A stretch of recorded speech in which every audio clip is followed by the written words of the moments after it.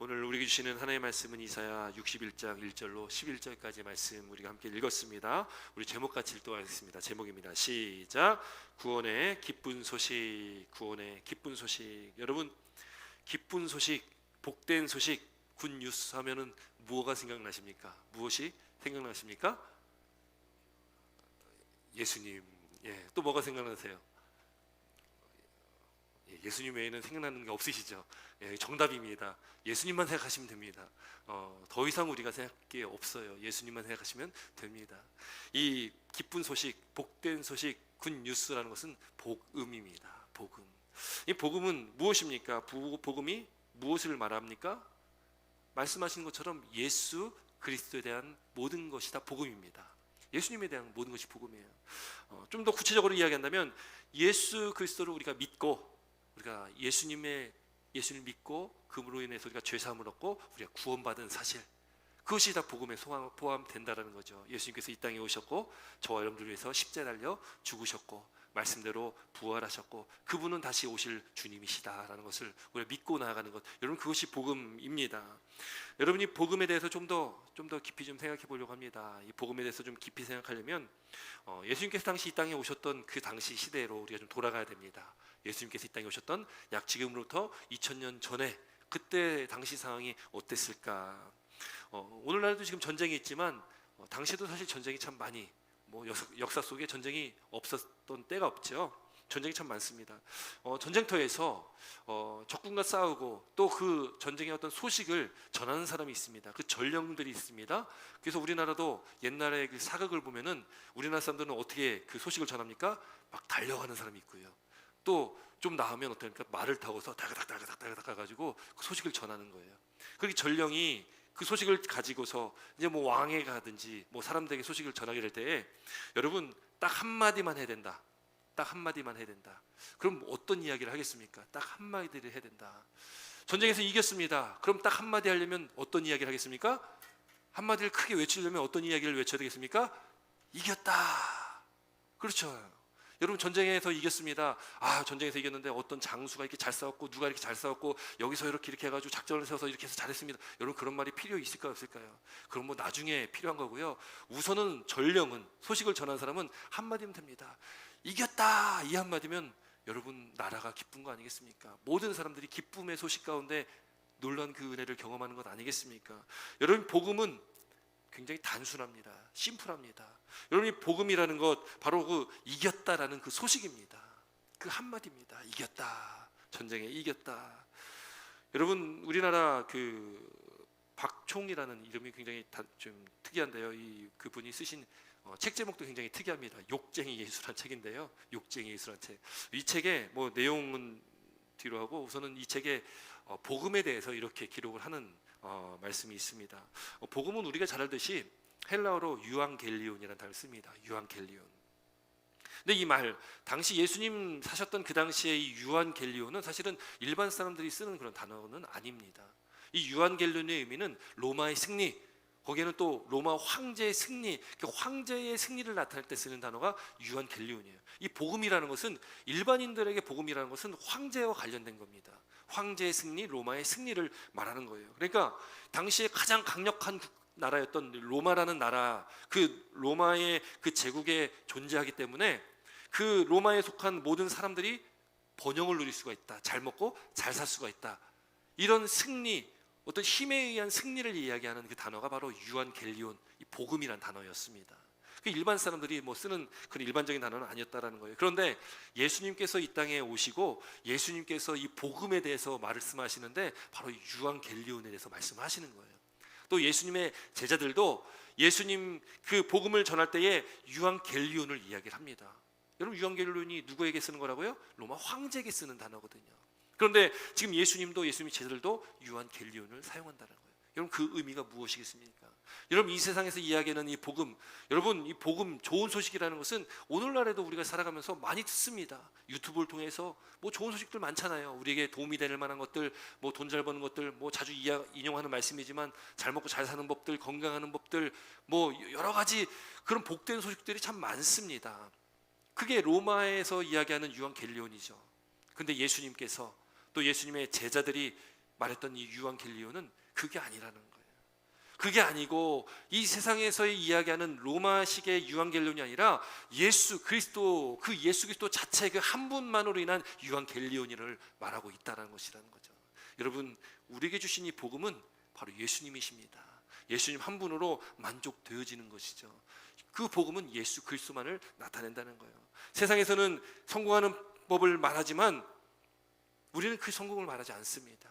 세상에서는 어떻게 하면 복 받는가, 그 복 받는 비결을 자꾸 이야기를 하지만 여러분, 성경은 세상의 복과 성경에서 말하는 복은 다르지 않습니까? 세상에서 말하는 것과 성경에서 말하는 것은 다르다라는 거예요. 우리가 오늘 이 말씀, 유한겔리온이 복음에 대한 말씀을 나눌 때 정말 이 시대가 필요한 것이 바로 이 복음이다. 바로 예수 그리스도, 그 복음이 정말 필요하다는 거예요. 여러분, 혹시 들어보셨는지 모르겠습니다. 한국에서 젊은 사람들이 많이 사용하는 그 말들, 특별히 신조어라고 해가지고 젊은 사람들이 이렇게 만드는 말들이 있습니다. 말을 많이 이렇게 줄여가지고요, 이게 뭐 새로운 단어들을 만드는데 저도 모르는 단어들이 참 많아요. 그 단어 중에 혹시 들어보셨는지 모르겠습니다. 이생망 들어보셨습니까? 이생망?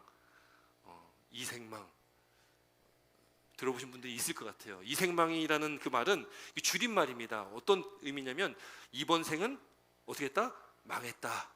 그걸 줄여가지고 이생망이라고 하는 거예요. 이생망. 젊은이들 그 얘기를 하고 다니는 거예요. 이생망이다. 나 이번 생은 망했다라는 거예요. 왜 그런 얘기를 하겠습니까? 먹고 살기 너무 힘든 거예요. 그리고 또 이런 이야기, 금수저, 흙수저 뭐 이런 이야기도 들어보셨죠? 내가 태어난 환경이 부모님이 잘 살면 금수저로 태어난 거예요. 그러니까 뭐 집에 돈도 많고 하다 보니까 뭐 하고 싶은 것도 마음대로 할 수 있고 누릴 수 있는 거 다 누리며 살아갈 수 있는 거예요. 금수저죠. 흙수저는요, 집이 지지리도 가난한 겁니다. 그러니까 내가 하고 싶은 것도 못 하는 거예요. 돈이 없으니까 하지 못하는 거죠. 옛날에는 그래서 그런 말도 있었습니다. 개천에서 용 난다라는 말도 있었죠. 근데 요즘 시대는 개천에서 용이 잘 안 난다고 그래요. 요즘은 금수저가 돼야지만이 뭔가 좀 앞길이 좀 열릴 수 있다라고 합니다. 그러다 보니까 어떻게 됩니까? 젊은 사람들이 절망감에 빠져 있어요. 아무리 열심히 살아도 여러분, 요즘에 한국에서도 뭐 집 한 채 사기 쉽습니까? 전세로 들어가기도 쉽지 않잖아요. 너무 비싸가지고.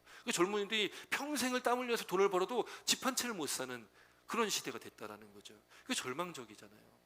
그러니까 요즘에 젊은 사람들이, 한국의 그 젊은 사람들이 그렇게 이생망이라는 단어를 쓰고 뭐 헬조선이라는 말도 쓰고 뭐 금수저, 흙수저 이런 말들을 많이 쓴다라는 거예요. 여러분, 세상은요 점점점 그렇죠. 세상은 절망 가운데로 나아갑니다. 세상이요 점점 뭐 살기는 편해질지 모르겠지만 여러분, 세상은 더 어두워지고요, 더 살기 힘들어지는 각박한 그런 시대가 된다라는 거죠. 성경에도 마태복음에 기록되어 있지 않습니까? 말세는 사랑이 식어져 간다. 개인주의가 만연하고 사랑이 식어지는 거예요. 남보다는 내가 중심입니다. 남을 생각하지 않습니다. 무조건 내 중심입니다. 오늘날이 그런 시대잖아요. 그런 시대에서 우리는 살아가고 있다는 거예요. 세상을 바라보면 희망이 없어 보입니다. 절망스럽게 보입니다. 많은 사람들이 그렇게 살아가고 있고 오늘날의 젊은이들이 또 그렇게 살아가고 있다는 거예요. 여러분, 그렇게 절망적이고 희망이 없는 이 시대에, 이 세대 속에 여러분, 필요한 것이 무엇이겠습니까? 진정 필요한 것이 무엇일까요? 여러분, 사람들은 쫓아가는 것이 무엇입니까? 로마식의 유한겔리온을 쫓아갑니다. 세상의 복을 쫓아가는 거예요. 세상에서 잘 먹고 잘 사는 걸 쫓아갑니다. 여러분, 근데 그것이 우리를 절망에서 구해줄 수 있습니까? 잘 먹고 잘 산다고 행복합니까? 건강하다고 또 행복합니까? 물론 그것이 조건이 될 수는 있겠지만 그것이 우리가 그것을 통해서 우리 행복으로 나아갈 수는 없다라는 거죠. 그렇다면 우리에게 필요한 것은 무엇이겠습니까? 예수 그리스도의 유한겔리온이 필요하다는 것을 믿으시기 바랍니다. 예수님의 그 복음이 필요하다는 것을 우리가 반드시 믿고 그 복음을 향해 우리는 나아가야 된다는 거예요. 대답이 적습니다. 아멘이십니까? 우리에게 필요한 건 그 복음, 예수님의 복음이에요. 여러분, 우리가 예수님의 복음을 듣고 믿습니다. 예수 믿지 않습니까? 믿으면 우리 삶이 바뀝니다. 우리 삶의 방향이 바뀌고요, 우리 삶의 목적이 바뀌는 거예요. 만약에 전혀 예수님 믿고서 예수님 믿기 전과 예수 믿고 난 후가 변화가 없다면 잘못 믿고 있는 거죠. 또 우리가 그 복음의 의미를, 참된 의미를 깨닫지 못하고 살아가는 겁니다. 예수님이 왜 이 땅에 오셨는지를 우리는 생각하지 않고 살아가는 거예요. 복음의 의미를 깨닫지 못하는 거죠. 여러분, 우리는 세상의 그 복음, 유한겔리온을 쫓아가는 것이 아니라 예수 그리스도의 그 복음, 바로 그 유한겔리온을 쫓아 나아가시기를 주의 이름으로 다시 한번 축원드립니다. 여러분, 복음서, 사복음서, 마태복음, 마가복음, 누가복음, 요한복음에 보면 거기 보면요, 예수님께서 만난 사람들이 여러 사람들이 많이 나옵니다. 예수님께서 또 말씀을 전하시고 예수님께서 가시는 곳마다 많은 무리들이 예수님을 쫓아다닙니다. 예수님께서 특별히 많은 사람들을 만나셨는데, 물론 종교 지도자들도 만나시고 책망도 하셨습니다. 그 외에 일반적으로 대부분 예수님이 만나셨던 사람은 누굽니까? 힘이 없고 연약한 자들이었어요. 세리, 창녀, 병든 자들, 연약하고 힘들어하는 자들, 상처받은 자들, 그런 사람들을 예수님께서 만나시고 그들을 친구라고 말씀하셨던 분이 예수님이십니다. 여러분, 오늘날 시대로 말하면 바로 이 생망, 그 이 생망을 살아가는 사람들을 예수님께서 만나셨다라는 거예요. 힘이 없고 연약한 자들을. 이 세상에서는요, 이번 생은 망한 거예요. 망했습니다. 이번 생은 망했다라고 그렇게 절망할 수밖에 없는 그런 사람들을 예수님께서 이 땅에 오셔서 그 사람들을 만나셨고, 그 사람들을 위로하시고, 그 사람들에게 구원을 주시고, 그 사람들을 영원한 생명으로 인도하셨다는 것을 믿으시길 주의 이름으로 축원드립니다. 여러분, 저와 여러분들의 이번 생은 어떠십니까? 여러분, 저와 여러분들의 이번 생은 어떻게 생각하십니까? 나는 망했어, 그렇게 생각하시는 분 계십니까 혹시? 아니면 내 이번 생은 축복된 생이야, 그렇게 생각하십니까? 아멘이십니까? 우리는 축복된 인생이라는 것을 믿으시기 바랍니다. 왜요?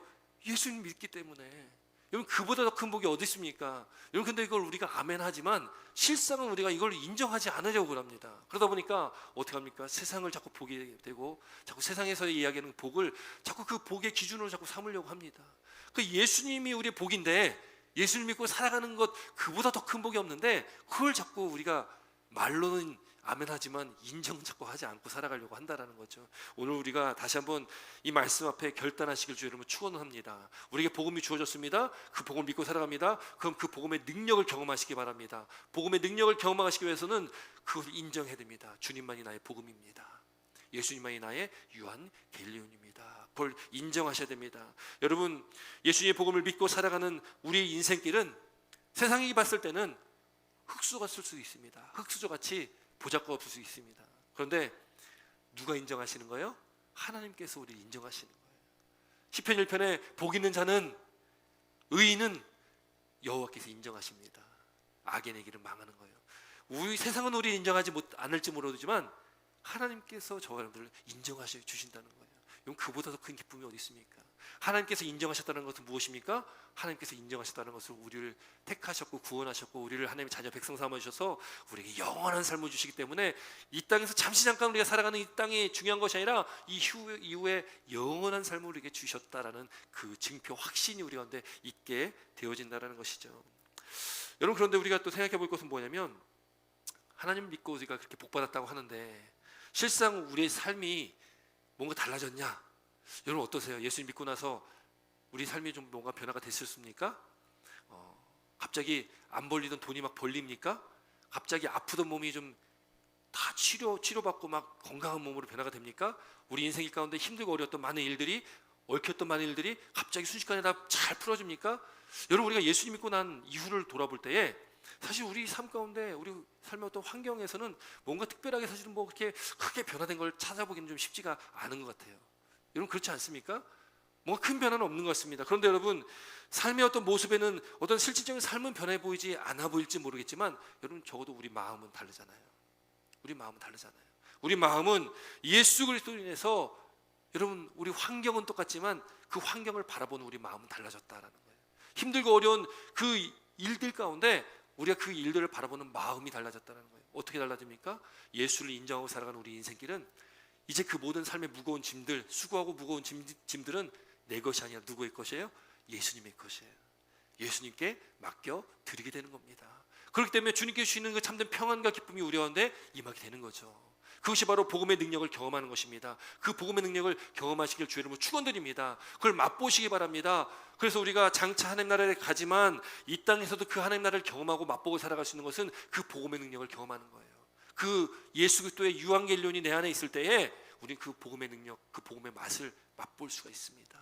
저는 우리 사랑하는 성도 여러분들이 그 복음의 능력을 다 경험하시고 맛보았으면 좋겠습니다. 이 땅의 삶이 참 암울해 보이고 어두워 보이고 절망스러워 보일지라도 이 절망스러운 이 세상 속에서 빛 대신 예수 그리스도를 바라보고 그 예수 그리스도 복음 안에서 우리가 감사와 기쁨이 넘치는 그런 복된 믿음의 삶이 되시기를 주 이름으로 축원드립니다. 여러분, 우리가 그렇게 살아가는 그 인생이 얼마나 복된 인생이고 가치 있는 인생이고 정말로 감사한 인생이겠습니까? 여러분, 오늘 본문 61장, 이 이사야 61장의 말씀은 앞으로 200년 후에 있을 일들을 예언하는 이사야의 예언입니다. 하나님께서 이사야를 선지자로 택하시고 그에게 예언의 말씀을 주셨습니다. 61장의 말씀은 앞으로 200년 후에 있을 일이기도 하고, 또 궁극적으로는 이 말씀은 장차 오실 예수님, 2000년 전에 이 땅에 처음 오신 2000년 전에 오셨던 그 예수님을 예언하는 말씀입니다. 그래서 오늘 이 본문의 말씀은 메시아로 이 땅에 오신 예수님, 그 예수님을 나타내고 있는 예언의 말씀이라는 거죠. 이 말씀이 주어지는 그 시대에, 또 앞으로 이 이사야 시대를 기준으로 했을 때 200년 후에 어떤 일이 있냐면 이스라엘은 나라가 없어집니다. 우리가 매주 말씀을 나누며 이스라엘 역사를 말씀 나눴잖아요. 북이스라엘 망하고 남유다도 망하고 이스라엘이라는 나라가 이제는 아예 없어지는 거예요. 바벨론에 의해서 모든 것이 다 없어집니다. 성전도 회파되고 막 다 무너지고 나라도 망하는 겁니다. 이스라엘 백성, 그 유대인들은 바벨론에 포로 잡혀가는 겁니다. 여러분, 그들이 처한 환경, 상황을 보면 얼마나 막막합니까? 앞이 안 보이는 그 어두운 그런 인생 아니겠습니까? 그런 불확실한 미래의 염려와 근심, 정말 먹구름이 가득 찬 그런 이스라엘 백성들의 삶의 모습 아니겠습니까? 바벨론에 포로 잡혀서 그렇게 포로 생활하면서 그렇게 살아가는 그들에게 오늘 이사야 선지자를 통해서 하나님께서는 희망의 말씀, 구원의 말씀, 그 소망의 말씀을 주고 있다는 것을 믿으시기 바랍니다. 이 말씀으로 오늘 이 시대에 사는 저와 여러분에게도 소망의 말씀이 되어지고 희망의 말씀이 되어지길 주 이름으로 축원드립니다. 여러분, 오늘 이 본문의 말씀, 이 말씀을 가지고 예수님께서는요, 누가복음 4장에 보면 예수님께서 이 말씀을 인용하셔서 말씀하시거든요. 우리 한번 누가복음 4장 말씀 함께 있습니다. 누가복음 4장 18절 19절 말씀 함께 있습니다. 시작.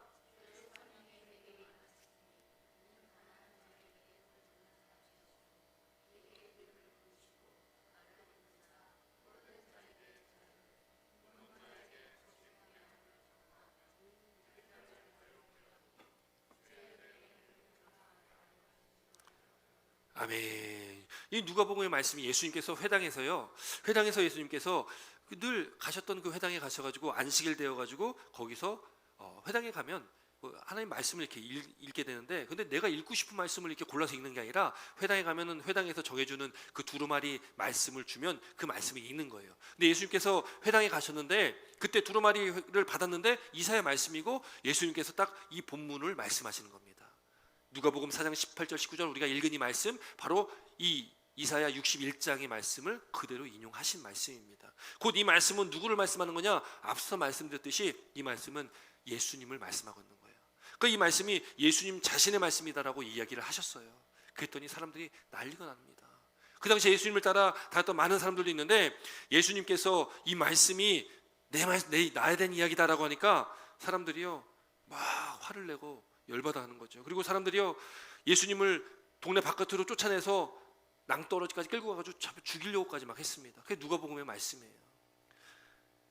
이 유대인들이요, 이스라엘 백성들이 그렇게 기다렸던 메시아, 그렇게 그들이 메시아를 기다렸는데 정작 메시아가 왔는데 말씀대로 말씀의 성취, 61장의 말씀의 성취로 예수님께서 2000년 전에 그 유대 땅에 오셨는데 그들이 그렇게 기다렸던 메시아를 정작 인정하지 않는 거예요. 받아들이지 않습니다. 그 복음을 받아들이지 않는다는 거예요. 되레 예수님께서 자기가 이 61장의 그 메시아다라고 이야기하니까 되레 죽이려고 하는 그런 상황을 맞이하게 된다라는 것이죠. 여러분, 오늘 본문의 1절부터 3절까지 말씀에 이렇게 기록합니다. 우리 1절부터 3절까지 말씀도 함께 있습니다. 본문 1절부터 3절입니다. 시작.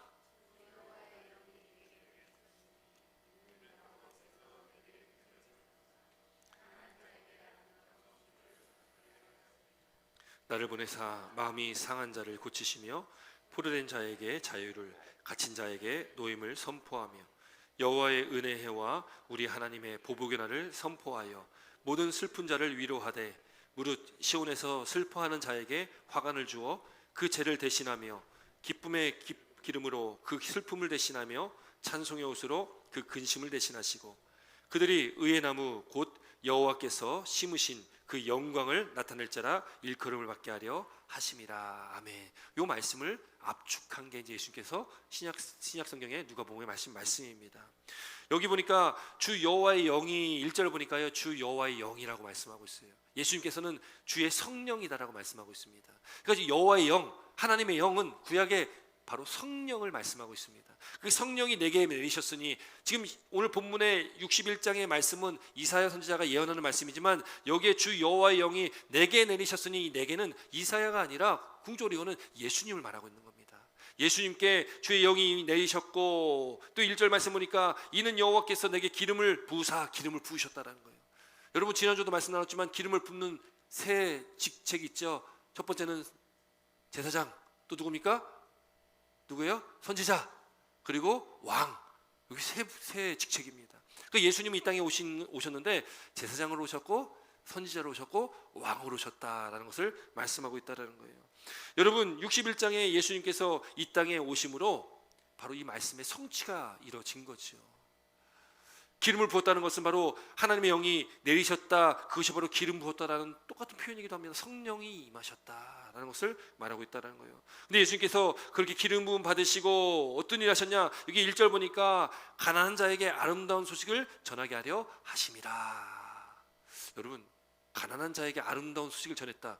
여러분 가난한 자에게 가장 필요한 게 뭘까요? 가난한 자에게 가장 필요한 게 뭘까요? 빵. 예. 가난한 자에게 가장 필요한 거는 물질적인 거겠죠. 돈, 빵, 먹을 것, 뭐 입을 옷, 이런 물질적인 게 필요하잖아요. 아 그럼 주님, 가난한 자에게 빵이라도 하나 더 주시지, 돈이라도 좀 더 주시지. 아름다운 소식은 들어서 그거에 배부르지도 않고 뭐 만족도 안 되는데 왜 그런 걸 주십니까? 이게 이야기할 수 있잖아요. 그렇기 때문에 여러분 이 말씀은 우리가 물질적인 가난함을 말하는 것이 아닙니다. 이 가난함은 물질적으로 가난한 것이 아니라, 이 가난하다는 것은 바로 여기 1절에 각 주의 성경책 밑에 보면 이렇게 기록되어 있습니다. 가로 1로 되어 있어서 겸비한 자, 겸비하다라는 겸손하다라는 그런 의미거든요. 이 가난하다라는 것은 겸손하다. 곧 이 말씀은 뭐냐면, 이 말씀은 마태복음 5장 우리가 잘 아는 팔복에 나오는 그 말씀에 첫 번째 복이 뭐라고 기록됐냐면, 심령이 가난한 자는 복이 있나니 천국이 저희 것이며, 이 말씀이에요. 여기 말씀의 가난함은 물질적인 가난함이 아닙니다. 심령의 가난함을 말씀하는 거예요. 심령이 가난한 자에게 뭘 주신다는 거예요? 아름다운 소식. 이 아름다운 소식이 뭡니까? 바로 예수 그리스도의 유한겔리온 복음이라는 겁니다. 심령이 가난한 자에게 복음을 주는 거예요. 이건 복음의 능력을 경험하는 삶을 살아가려면 우리 심령이 가난하지 않으면 그걸 경험할 수가 없습니다.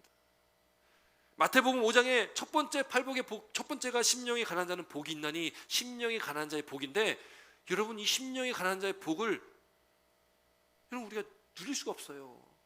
복음의 의미를 깨닫지 못하면. 그들에게 주시는 아름다운 소식이 복음인데, 이 심령이 가난한 자는 바로 마음이 상한 자를 말하는 거죠. 마음이 상한 자. 시편 51편 17절에 다윗이 이렇게 고백합니다. 하나님께서 구하시는 제사, 하나님께서 원하시는 제사는 무엇이냐? 황소를 잡아 드리고 뭐 거창하게 많은 것을 제물 드리면서 드리는 그 제사를 하나님께서 원하시는 것이 아니라, 하나님께서 구하시는 제사, 하나님께서 원하는 제사, 하나님께서 원하시는 예배, 그것이 무엇이냐? 바로 상한 심령이다. 상한 심령, 상한 마음이라는 거예요. 하나님이여 상하고 통회하는 마음을 주께서 멸시하지 아니하시나이다. 하나님께서 원하는 제사는요, 황소도 아닙니다. 구약에 막 황소를 잡아 드렸는데 그게 아니라 우리 마음을 원하는데, 어떤 마음을 원하냐? 우리의 상한 마음을 원한다는 거예요. 마음이 가난한 자, 심령이 가난한 자, 그 상한 마음을 원하신다는 거예요. 근데 우리가 여러분, 우리 되돌아오면은 우리 마음이 어떻습니까? 우리 마음이요 너무 무뎌진 거예요. 너무 굳어졌습니다.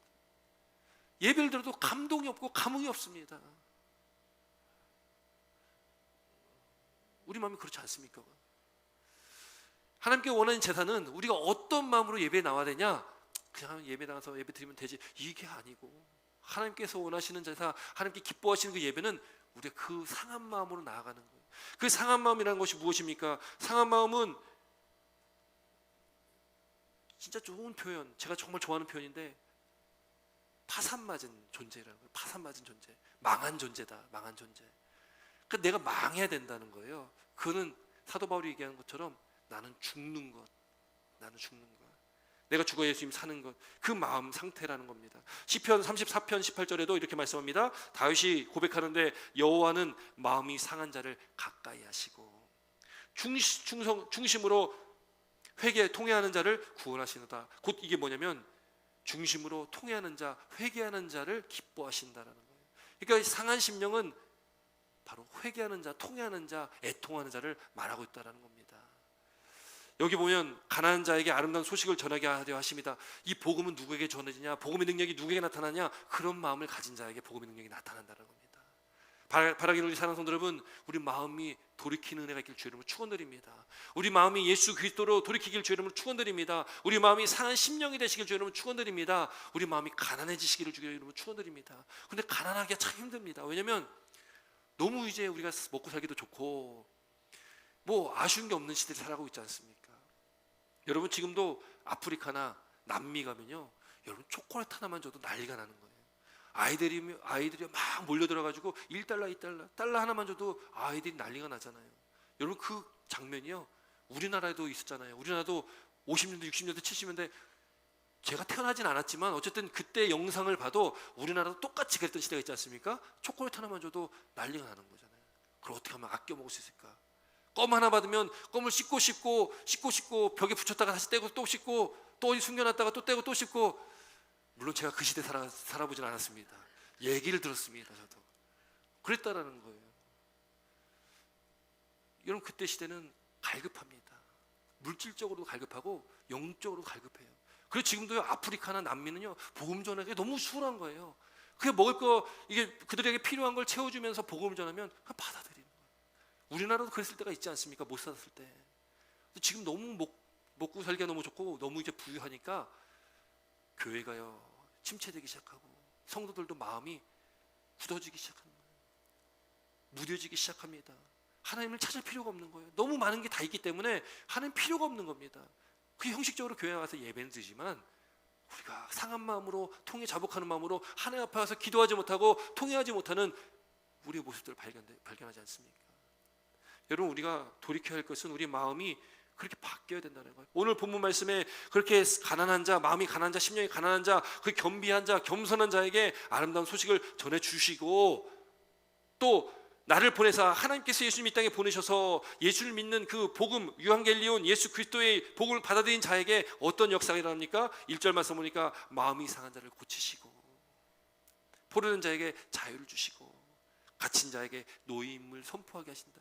하나님께서는 우리를 해방시켜 주십니다. 우리를 회복시켜 주시고 우리를 풀어주시는 거예요. 우리가 매여있는 죄의 문제도 죄에서 우리를 구원해 주시고 그 사망의 권세도 구원해 주시고 해방시켜 주신 겁니다.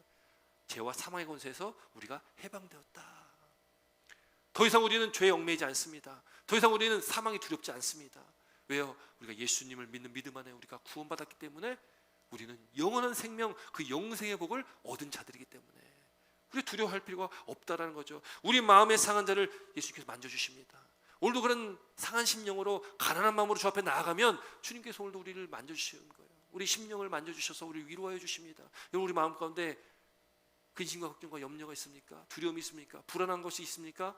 해결되지 않는 그런 문제들이 있습니까? 얽혀있는 삶에 어려움들이 있습니까? 오늘 주님의 그 은혜를 경험하시길 주의 이름으로 축원드립니다. 예수 그리스도 복음 안에서 회복되시길 주의 이름으로 축원드립니다. 마음이 상한 자를 고치신 그 주님의 손길이 오늘 저와 여러분들 가운데 임하시고 함께 하셔서 우리를 회복해 주시는 그 은혜를 경험하시길 주의 이름으로 축원드립니다. 우리가 매여 있는 것들, 묶여 있는 것들, 우리를 가둬두는 그 모든 어떤 것들이라도 다 우리가 노임받고 자유함은 없는, 해방은 없는 놀라운 은혜가 우리가 느낄 주의 이름으로 축원드립니다. 그래서 우리가 감사와 기쁨이 넘치는 그런 은혜의 삶을 우리가 살아갔으면 좋겠습니다. 주님께서 오늘 우리 이 땅에 오셔서 우리에게 그런 은혜를 주시는 겁니다. 주의 복음, 예수 그리스도의 유한겔리온을 갖고 그 믿음 가운데 우리가 살아가는 저와 여러분들의 인생길은 하나님의 그 위로가, 주님의 위로가 있다는 거예요. 2절 보니까 모든 슬픈 자를 위로하시는 거예요. 슬픈 자를 위로하신다. 1차적으로는 지금 바벨론에 포로 잡혀가 있는 이스라엘 백성들을 말하고요. 그리고 2차적으로는 이 시대를 살아가는 저와 여러분들입니다. 슬픔 가운데 살아가는 저와 여러분들, 여러분 이 슬픔은 어떤 슬픔이겠습니까? 막연히 그냥 누구 때문에 짜증나, 슬퍼 죽겠어, 이게 아니에요. 막연히 그냥 어떤 우리 인생 가운데 있는 그런 슬픔 때문에 그냥 슬퍼하는 그 슬픔이 아닙니다. 이 슬픔은 우리가 통회하며 자복하며 나아가는 그 슬픔이기도 하고요. 그 애통이기도 하고요. 또 예수를 믿는 믿음 안에 그 초대교회나 그 일제시대나 그렇게 목숨을 걸고 예수를 믿었던 그 사람들이 당했던 그 아픔, 그 환난과 핍박, 그런 것을 당하면서 겪었던 슬픔들입니다. 예수를 믿으면서 우리가 감당해야 될 우리의 고난, 우리의 그 환난, 핍박들, 그것들, 그 슬픔들, 그 슬픈 자를 주님께서 위로하신다라는 겁니다. 그 주님의 위로가 우리 가운데 있길 주님을 축원드립니다. 시온에서 슬퍼하는 자에게 화관을 주며 죄를 대신하여, 이 슬픔을 표현하는 죄를 대신해서 우리에게 기쁨의 기름으로 우리의 슬픔을 대신해서 찬송의 옷을 주신다. 여러분, 우리의 마음에 있는 어떤 근심과 걱정과 염려가 찬송으로 바뀌는 놀라운 은혜가 있길 주님을 축원드립니다. 여러분, 그 놀라운 능력을 경험하기 위해서는 복음이, 예수 그리스도 복음이 우리 가운데 역사해야 되는 거예요. 예수 그리스도 그 한 분만을 바라보며 그 한 분만을 생각하며 나아가야 된다는 것을 믿으시기 바랍니다. 그럴 때 우리가 우리 삶 가운데 우리가 의의 나무, 이 3절 말씀 다시 한번 읽습니다. 3절입니다. 3절 다시 한번 읽습니다. 시작.